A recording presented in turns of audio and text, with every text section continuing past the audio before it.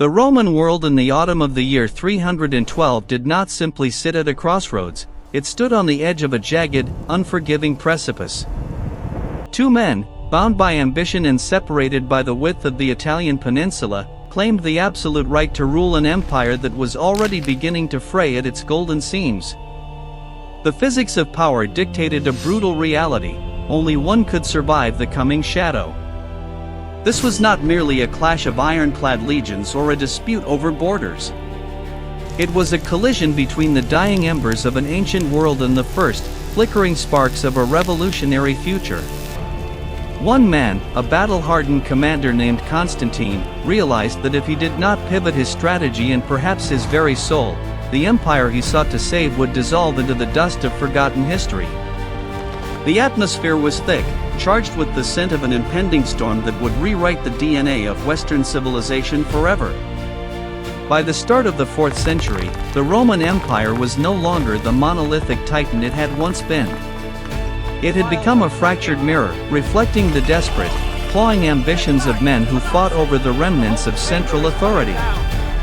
For decades, the system known as the Tetrarchy, the rule of four, had attempted to stabilize the vast territories by dividing power between two senior emperors and two juniors.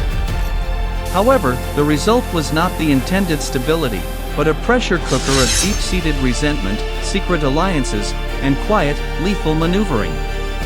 Within this labyrinth of suspicion, Constantine found himself navigating a world where loyalty was a currency that devalued by the hour. He was a man of the frontier, a commander who had earned the respect of his men under the harsh sun of Britain and Gaul through discipline and the sharp edge of a blade. His world was one of cold steel and the worship of Sol Invictus, the unconquered sun. Yet, as he marched toward the heart of the empire, he sensed a shifting tide. The old solar symbols were losing their grip on the collective psyche of a people who had grown weary of the old god's silence. The tension reached its suffocating peak as Constantine's army approached the outskirts of Rome. His rival, Maxentius, waited behind the formidable Aurelian walls, bolstered by the elite Praetorian Guard and traditionalists who viewed the winds of change with visceral fear. Maxentius held the capital, the symbolic heart of the known world, but he was trapped by his own reliance on the ancient ways. The air around the city was heavy with pervasive uncertainty. Constantine was not merely looking for a tactical advantage, but for a sign of legitimacy that could unite a crumbling social fabric. He was a pragmatic leader who understood a fundamental truth: power is not just held by the hand that wields the sword, but by the belief systems that authorize that hand to act. The risk was absolute. If he failed in the coming battle, history would record him as just another forgotten usurper. If he succeeded through a medium that the people could not accept, he would be a king standing on a foundation of sand. As the sun began to dip below the horizon on the eve of the final confrontation, a strange shift occurred in the clarity of the Roman sky. The historical record regarding this moment is famously divided, offering distinct perspectives on a phenomenon that would become the cornerstone of imperial legend. Some accounts suggest Constantine was visited in a dream and commanded to mark a specific heavenly sign on the shields of his soldiers. Other perspectives describe a more public, atmospheric event, a cross of light appearing above the sun at midday. Whether this was a profound internal realization, a masterful interpretation of a rare solar halo, or a calculated piece of psychological warfare, the impact was immediate. For the men standing in the dust of the camp, it was unsettling. It felt as though the very atmosphere was being reconfigured by a power they did not yet understand. Constantine moved with a chilling, focused intensity. He ordered his men to mark their shields with the chi rho, an intersecting symbol representing the first two letters of Christ. The scene in the camp that night was one of vibrating, electric tension. Grizzled veterans, men who had spent 20 years carving the empire's borders into the frozen earth of the north, stood in the flickering torchlight. They looked down at their battered equipment, now bearing a strange, alien emblem. These were soldiers who had sacrificed to Jupiter and Mars before every march, whose scars were earned under the cold gaze of the old gods. They stared at the wet paint, their faces etched with a profound, unspoken skepticism. To many, this was not just a change in orders, it was a violation of the very gravity that held their military world together. The silence in the ranks was heavy, a thick veil of doubt that threatened to snuff out the morale of the army before a single sword was drawn. They were stepping into the unknown, led by a man who was challenging the very gods who had built the empire. The encounter at the Milvian Bridge became the pivot point upon which the history of the Mediterranean turned. On October 28, 312 AD, Maxentius made a fatal tactical error that historians still debate today. Instead of remaining behind the impenetrable walls of Rome, where he could have endured a lengthy siege and forced Constantine into a war of attrition, he led his troops across the Tiber to meet his rival in the open field. He relied on a temporary pontoon bridge constructed alongside the ancient stone Milvian Bridge, creating a bottleneck of desperation.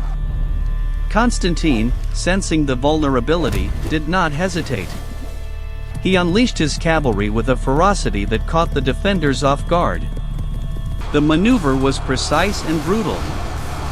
As the weight of the retreating Praetorian Guard pressed back onto the narrow pontoon structure, the physical architecture of the old world literally gave way.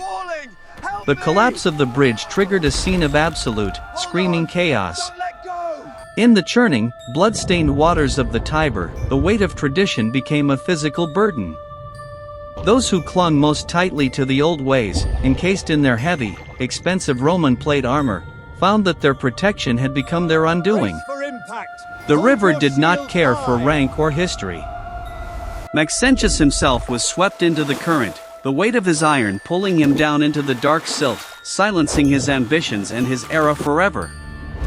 It was a victory won not just by the sword, but by a catastrophic failure of judgment and the unforgiving laws of gravity.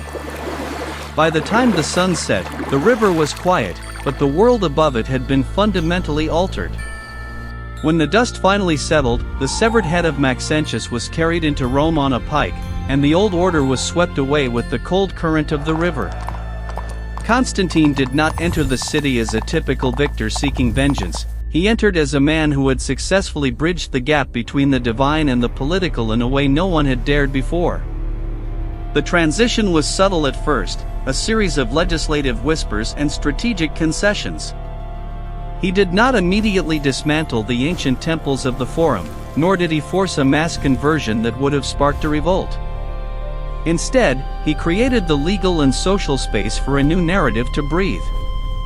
This was the birth of a transition where the cross would eventually replace the eagle as the primary sigil of authority.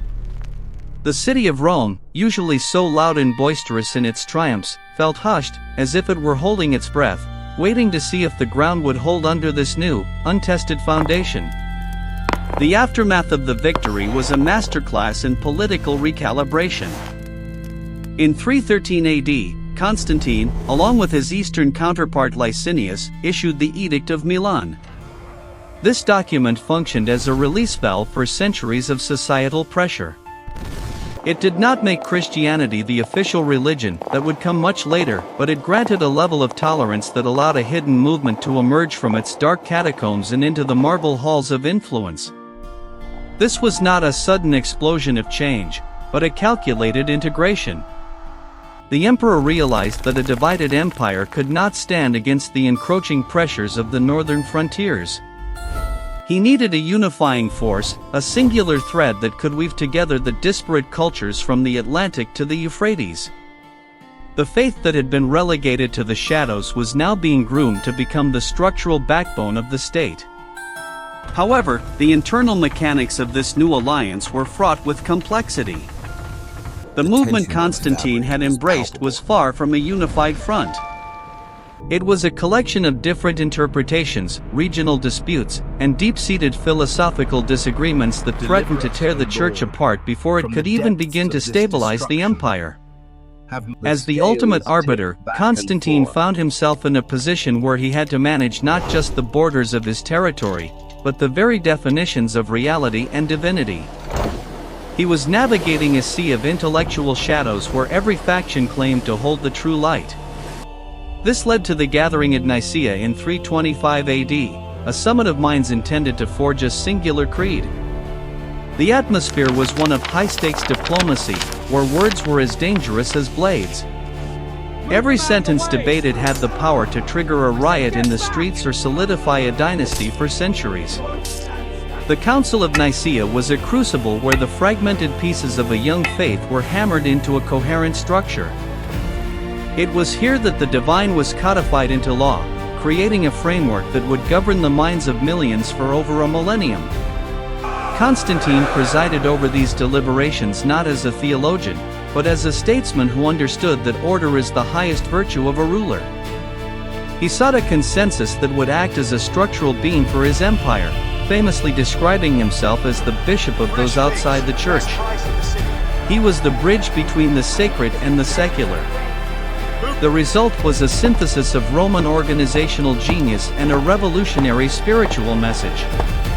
The old solar deities had been eclipsed, and in their place stood a centralized authority that claimed a mandate not from the stars, but from a higher moral order. This era of transition was marked by a constant, grinding tension between the old world and the new.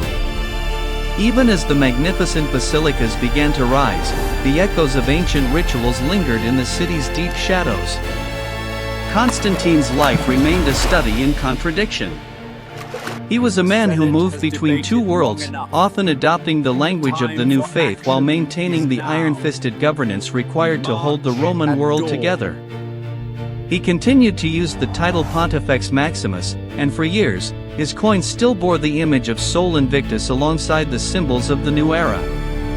His transformation was a slow burn, a gradual shifting of weights that ensured the empire would not tip over into immediate chaos. He was navigating the most dangerous waters any leader has ever faced, the transition from an obsolete paradigm to an untested future. The strategic genius of Constantine lay in his ability to recognize the inevitable. The old systems were exhausted, their stories no longer providing the fuel needed to sustain the vast Roman machinery. By aligning himself with the rising tide of change, he ensured that the Roman legacy would not simply vanish but would instead be transformed into a different vessel. This was the great pivot, a redirection of the cultural and spiritual currents of the world. It was a maneuver that required nerves of steel and an uncanny sense of timing. The risks were high, but the reward was the survival of his name and the endurance of his vision across the centuries. He understood that a leader's greatest tool is not the sword, but the narrative that the people believe in. Critics and historians have often questioned the sincerity of this shift, debating whether it was a moment of true spiritual awakening or the ultimate political maneuver. In the cold light of history, the answer is often found in the results rather than the intentions. The result was a total reconfiguration of the human experience. The landscape of Europe and the Mediterranean changed forever. Law, art, and the very concept of time began to revolve around the events that Constantine had sanctioned. The shadows of the 4th century were not just the end of an era, they were the labor pains of a new civilization. He took a persecuted, underground movement and placed it at the center of the most powerful empire on earth, a gamble that changed the trajectory of the human race. As the years passed, the capital of the empire shifted away from the ghosts of the Roman Forum toward the shores of the Bosporus. Constantinople was built as a city of the future, a testament to the new order. It was a fortress of marble and gold that stood as a sentinel between the past and the upcoming Middle Ages. Here, the synthesis of the Roman state and the new religious framework reached its zenith. The emperor was no longer just a man, he was a bridge between the heavens and the earth, a concept that would define the nature of power for the next 1,000 years. The city became the repository of Greek and Roman knowledge, protected by the very faith that had once been hunted by the Roman state. The legacy of this divine pivot is etched into every corner of our modern world. It is found in the architecture of our cities, the foundations of our legal systems, and the rhythms of our calendars. Constantine stood at the crossroads of history and chose a path that seemed improbable, even reckless, at the time. The story of 312 AD serves as a reminder that history is not a series of accidents, but a sequence of choices made under extreme duress. The world we inhabit is the long shadow of a decision made by a soldier on the banks of the Tiber over 17 centuries ago.